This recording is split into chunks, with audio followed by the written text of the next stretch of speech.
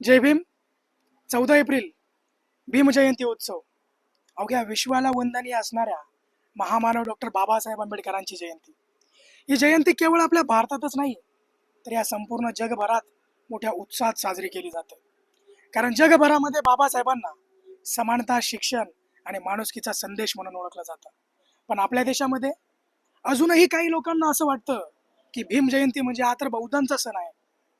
14 एप्रिलच्या दिवशी ही गोष्ट बहुतेक ठिकाणी प्रामुख्याने निदर्शनास आली.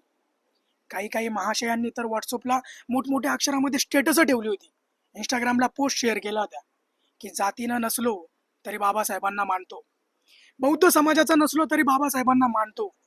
अरे भाऊ, तू काय उपकार करतो का काय?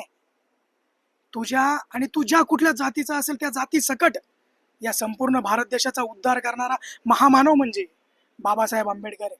मग कुणाच्या मान्य अगर ना मान्याने सूर्याचं अस्तित्व कमी होत नसतं.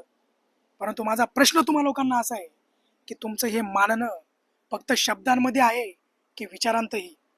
एक गोष्ट लक्षात घ्या, भीम जयंती हा फक्त एक उत्सव नाही तर तो बदल घडवणारा विचार आहे. तो विचार लक्षात घ्या.